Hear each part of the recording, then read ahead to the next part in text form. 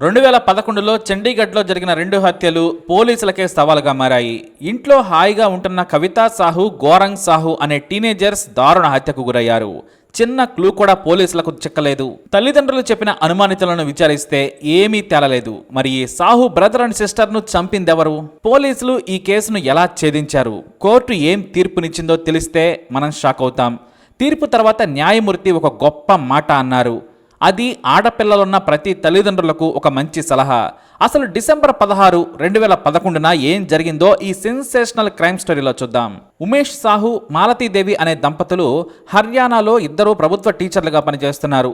వీరికి 2 పిల్లలు. 17 ఏళ్ల కవితా సాహు, 15 ఏళ్ల గోరంగ్ సాహు. కవిత ఇంటర్మీడియట్ సెకండ్ ఇయర్ చదువుతోంది. గోరంగ్ 10వ తరగతి చదువుతున్నాడు. అయితే ఉమేష్ సాహుకి అతని భార్య మాలతీకి విభేదాలొచ్చాయి. పిల్లల ముందు ప్రతిరోజు గొడవ పడడం ఇష్టం లేక వేరువేరుగా ఉంటున్నారు. కానీ పిల్లల కోసం ప్రతి వీకెండ్లో తండ్రి వచ్చేవాడు. ఇద్దరూ కూడా వేర్వేరు జిల్లాల్లో టీచర్లుగా పనిచేస్తున్నారు. మాలతి పంచకులలో, ఉమేష్ మేవట్ జిల్లాలో పనిచేస్తున్నారు. సొంత ఇంట్లో భార్య పిల్లలను వదిలేసి వేరే చోట ఉంటున్నాడు ఉమేష్. కేవలం పిల్లల కోసమే ఉమేష్, మాలతీదేవిలు ప్రతి శని, ఆదివారాలు కలిసి ఉంటారు. ఆ తర్వాత ఆమె భర్త తన ఇంటికి వెళ్ళిపోతాడు. డిసెంబర్ 16, 2011న కవితా సాహులకు స్కూల్లో సెలవులిచ్చారు. దీంతో మాలతీదేవి పిల్లలకు భోజనం ఏర్పాట్లు చేసి ఉదయాన్నే డ్యూటీకి వెళ్ళిపోయేది. ఇక ఆమె రోజులాగే యథావిధిగా 3:30కు తిరిగి ఇంటికి వచ్చింది. ఇంటి డోర్ తీసి లోనికి వెళ్ళగానే ఎదురుగా రక్తపు మడుగులో ఉన్న కూతురు కనిపించింది. ఆమె మెడను దారుణంగా కోసి చంపారు. ఆ వెంటనే మొదటి అంతస్తులోకి వెళ్లి చూడగా ఆమె కొడుకు బెడ్రూమ్లో నిర్జీవంగా రక్తపు మడుగులో పడి ఉన్నాడు. ఆమె కేకలు పెడుతూ పక్కింటి వారిని పిలిచింది. తన పిల్లలను అలా చూసి ఆమె కన్నీళ్లతో కుప్పకొలడంతో పక్కింటి వాళ్లు సపర్యలు చేసి పోలీసులకు ఫిర్యాదు చేశారు. కవిత, గోరంగ్ సాహుల బాడీలను చూసి పోలీసులకు ఏమీ అర్థం కాలేదు. ఇంట్లో ఉన్న బ్లడ్ శాంపిల్స్ మొత్తం సేకరించారు. ఫింగర్ ప్రింట్స్ ఆనవాళ్లు కూడా దొరికాయి. అయితే సోఫాలో ఒక స్వెటర్ పడి ఉంది. దాని మీద రక్తపు మరకలున్నాయి. ఆ స్వెటర్ తమ పిల్లలదే కాదని మాలతి చెప్పింది. ఆధారాలు సేకరించిన తర్వాత మృతదేహాలను పోస్టుమార్టం కోసం హాస్పిటల్కి పంపించారు పోలీసులు. అయినా ఇంటి దగ్గర విచారణ కొనసాగిస్తూనే ఉన్నారు. అదే టైంలో మాలతి భర్త ఉమేష్ వచ్చాడు. పిల్లలు చనిపోయారని తెలిసి ఇంట్లో అటు ఇటు కాసేపు తిరిగాడు. ఏమీ మాట్లాడకుండా వెంటనే చండీగఢ్లోనే ఉన్న తన ఇంటికి వెళ్ళిపోయాడు. అతని ప్రవర్తన చూసి పోలీసులు షాక్ అయ్యారు. కనీసం పిల్లల చివరి చూపును కూడా అతను ఎందుకు చూడాలనుకోలేదో వారికి అర్థం కాలేదు. పోలీసులు ఉమేష్ను అనుమానించి స్టేషన్కు పిలిపించారు. బ్యాక్గ్రౌండ్ చెక్ చేసినా కూడా హత్య జరిగిన సమయంలో తన స్కూల్లోనే ఉమేష్ ఉన్నాడని తెలుసుకున్నారు. ఆ స్కూల్ హెడ్ మాస్టర్ పోలీసులకు ఫోన్లోనే సమాచారం ఇచ్చేశాడు. దీంతో ఉమేష్ను అనుమానితుల లిస్ట్ నుంచి తీసేసి విచారించారు. ఎందుకు పిల్లలను చివరి చూపు చూడలేదని అడిగారు. అయినా సరే కన్నీరు కూడా కార్చకుండా సమాధానాలు ఇచ్చాడు ఉమేష్. నా బిడ్డలు ప్రాణాలు లేకుండా పడి ఉన్న వారి మొహాలను చూసే ధైర్యం నాకు లేదు. వారు లేరని నాకు తెలిసింది. వారి జ్ఞాపకాలే నాకు చాలు. ఏడ్చినా వాళ్ళు రారని చెప్పేశాడు. నా భార్య మీద నాకు ప్రేమ చచ్చిపోయింది. కేవలం పిల్లల కోసమే బ్రతుకుతున్నాను. కానీ ఇప్పుడు ఆ ఆశ కూడా చచ్చిపోయిందన్నాడు ఉమేష్. ఇక మీకు ఎవరి మీదైనా అనుమానం ఉందా అంటే గతంలో తన కొడుకు గోరంగ్ సాహుతో గొడవపడ్డ స్నేహితుల పేర్లు చెప్పుకొచ్చాడు ఉమేష్. దీంతో విచారణ రాంగ్ ట్రాక్లోకి వెళ్ళింది. దాదాపు 3 రోజులు గోరంగ్ స్నేహితులను విచారించారు. కానీ హత్య జరిగిన సమయంలో వాళ్ళు వేరే చోట ఉన్నట్లు గుర్తించారు. అలా వారం రోజులు విచారణ సాగించినా ఒక్కడుగు కూడా ముందుకు పడలేదు. కసితీరా ఇద్దరిని చంపారు ఎవరో. గోరంగ్ బాడీపై 13 కత్తిపోట్లున్నాయి. కవిత ఒంటిపై 8 కత్తిపోట్లున్నాయి. కిచెన్లోని వారి కత్తితోనే హత్య చేశారని తర్వాత పోలీసులు గుర్తించారు. ఇక కిచెన్లో నైఫ్ మిస్ అయిందని 2 రోజుల తర్వాత చెప్పారు మాలతి. దీంతో కావాలని పక్కా ప్లాన్తో హత్యకు రాలేదు. తెలిసిన వారే హత్య చేసి ఉంటారని వారి బంధువులందరినీ ఫిల్టర్ చేశారు. వారి ఫోన్ల మీద నిఘా పెట్టారు. వారితో ఫ్రీక్వెంట్గా టచ్లో ఉండే 9 మంది బంధువుల ఫోన్లను వెంటాడుతున్నారు పోలీసులు. కానీ అప్పటికి కూడా చిన్న ఆధారం కూడా దొరకలేదు. ఇంతలో ఫోరెన్సిక్ ఆఫీసర్ సునీత పోలీసులకు ఫోన్ చేశారు. స్వెటర్ మీద ఉన్న బ్లడ్ శాంపిల్స్లో 2 రకాల రక్తపు నమూనాలున్నాయని చెప్పారు. బహుశా నిందితుడివై ఉండొచ్చని చెప్పారు. స్వెటర్ మీద ఉన్న బ్లడ్లో ఒకటి కవిత రక్తం కాగా మరొకటి వేరే వ్యక్తిదని చెప్పారామె. దీంతో పోలీసులకు ఒక చిన్న ఆధారం మాత్రమే దొరికింది. అయితే అసలు ఆ రక్తం ఎవరిదనేది పోలీసులు తేల్చలేకపోతున్నారు. మొదటి వారం రోజులు గోరంగ్ యాంగిల్లోనే పోలీసులు విచారణ జరిపారు. క్లూస్ ఏమీ దొరక్కపోవడంతో పిల్లల తల్లి మాలతి కాల్ డేటాను పరిశీలించారు.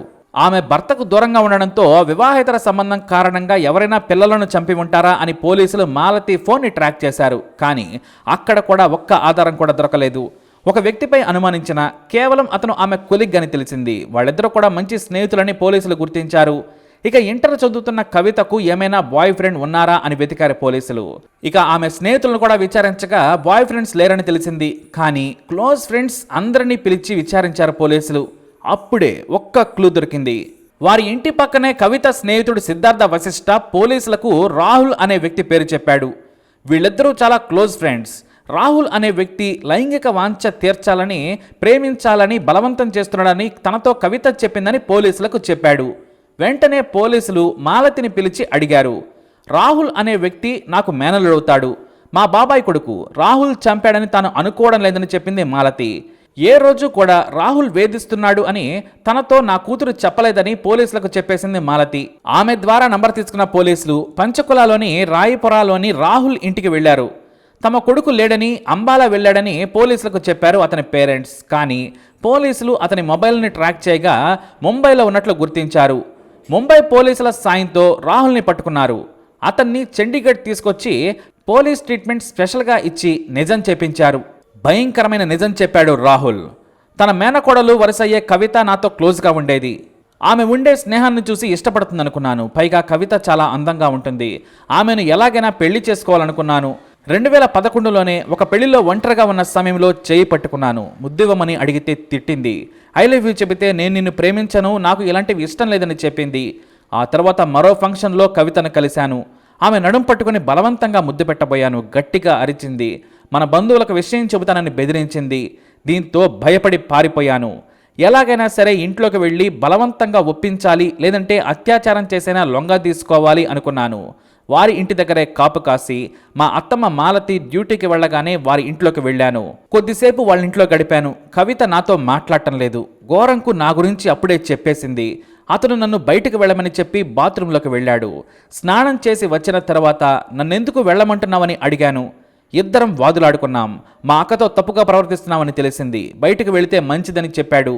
నాకంటే గోరంగ్ చాలా బలంగా ఉంటాడు. అందుకని అతను బాత్రూంలోకి వెళ్ళిన సమయంలోనే వారి కిచెన్లో ఉన్న పదులైన కత్తిని తీసుకుని జేబులో పెట్టుకున్నాను. గోరంగ్ నన్ను కొట్టడానికి రాగానే మెడలో పొడిచాను. ఆ తర్వాత కసి తీరా ఛాతి మీద పొడిచి చంపేశాను. అయితే ఈ విషయం కవితకు తెలియదు. ఎందుకంటే ఆమె అంతకుముందే వేరే గదిలోకి వెళ్ళిపోయింది. ఎందుకంటే నేను వెళ్ళిపోతేనే ఆమె బయటకు వస్తానని కవిత రూమ్లోకి వెళ్ళి డోర్ వేసుకుంది. కానీ ఆమె తమ్ముడు గోరంగ్ని నేను కత్తితో పొడుస్తూ ఉంటే ఆ అరుపులకు బయటకు వచ్చేసింది. ఆ తర్వాత కవితను బ్రతిమలాడాను. కానీ ఆమె నన్ను తిట్టింది. అత్యాచారం చేయడానికి ప్రయత్నిస్తే ఎదురు తిరిగింది. ఎంత ప్రయత్నించినా బలాత్కారం చేయనివ్వలేదు. దాదాపు అరగంట సేపు పెనుగులాడాము. ఎంతకీ లొంగకపోవడంతో ఆ కోపంలో ఆమెను కూడా చంపేశాను. తాను లొంగ తీసుకోవాలి లేదా చంపాలనే ప్లాన్తోనే వాళ్ళింట్లోకి వెళ్ళానని చెప్పాడు. కవితను పొడిచే క్రమంలో పెనుగులాటలో నాకు కూడా అదే కత్తి ఎడమ చేయి మధ్య వేలుకు కోసుకుంది. ఇక కవితను చంపిన తర్వాత దోపిడీ జరిగిందనుకోవాలని ఇంట్లోని వస్తువులను చిందరవందరగా చేసి బయటకు వచ్చేశాను. ఆ తర్వాత చేతి వేలుకు దగ్గరలోని క్లినిక్ లో ట్రీట్మెంట్ చేయించుకున్నానని చెప్పాడు నిందితుడు. రాహుల్ ట్రీట్మెంట్ చేయించుకున్న క్లినిక్ డాక్టర్ను కూడా విచారించి సాక్షిగా చేర్చారు పోలీసులు. కొంతమంది వారి ఇంటి చుట్టుపక్కల వారు కొత్త వ్యక్తిని చూశామని పోలీసులకు చెప్పారు. కానీ ఎవరూ కూడా రాహుల్ని గుర్తుపట్టలేకపోయారు. అయితే ఇంతలో ఇంట్లో దొరికిన స్వెటర్ మీద ఉన్న రక్తపు మరకలు రాహుల్ బ్లడ్ శాంపిల్స్తో సరిపోలాయి. ఆ స్వెటర్ను అమ్మిన షాపును ట్రేస్ చేసిన పోలీసులు రాహుల్కే దానిని అమ్మానని చెప్పలేకపోయాడు. సీసీటీవీ కెమెరా ఫుటేజ్ కానీ బిల్ కానీ ఎక్కడ దొరకలేదు. దీంతో కోర్టులో పోలీసులు రాహుల్ని దోషిగా తేల్చడానికి చెమటోడ్చాల్సి వచ్చింది. చివరకు కేవలం స్వెటర్ మీద ఉన్న రక్తం శాంపిల్ ఆధారంగా రాహుల్ని దోషిగా ప్రకటించింది కోర్టు. ఇద్దరు అమాయకులను చంపిన రాహుల్ జైలులో సహజంగా మరణం సంభవించే వరకు గడపాలని అడిషనల్ డిస్ట్రిక్ట్ సెషన్స్ కోర్టు తీర్పునిచ్చింది. కామ వాంఛ కోసం హత్యలు చేసే ఇలాంటి ఉన్మాదులకు సమాజంలో బ్రతికే అవకాశం ఇవ్వకూడదని న్యాయమూర్తి శాలిని సింగ్ నాగ్పాల్ తీర్పులో చెప్పారు. అయితే తల్లిదండ్రులు బయట వారి నుంచి తమ బిడ్డలను కాపాడుకునేందుకు ఎంతో ప్రయత్నిస్తారు. కానీ సొంత మనుషుల నుంచి కాపాడాలి. కొంతమంది ఆడపిల్లలు తమ తల్లిదండ్రులకు చెప్పుకోలేరు. కుటుంబంలో పరువు పోతుందని భయపడతారు. లైంగిక వేధింపులు జరిపే వారిలో ఇప్పుడు దగ్గర వారే నేరస్తులవుతున్నారు. కాబట్టి ముందు ఎంత నమ్మకం ఉన్నా సరే తమ వారినైనా సరే ఒక కంట కనిపెట్టాలి.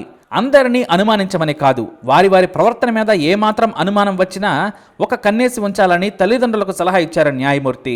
నా దగ్గరకు వచ్చిన అత్యాచార హత్య కేసుల్లో 100% దగ్గరి బంధువులు చేసిన నేరాలేనని గుర్తు చేశారామె. 8 ఏళ్ల సుదీర్ఘ విచారణ తర్వాత కవితా సాహు, గోరంగ్ సాహుల హంతకుడు రాహుల్కు యావజ్జీవ శిక్ష విధించింది కోర్టు. కానీ ఇలాంటి వారికి ఎంత శిక్ష సరిపోదు. మరి మీరేమంటారా అనే మీ అభిప్రాయాన్ని తప్పకుండా కమెంట్ ద్వారా తెలియజేయండి. అలాగే ఇలాంటి ఇన్ఫర్మేషన్స్ కోసం వీడియోని లైక్ చేయండి, షేర్ చేయండి, మా ఛానల్ని సబ్స్క్రైబ్ చేసుకోండి.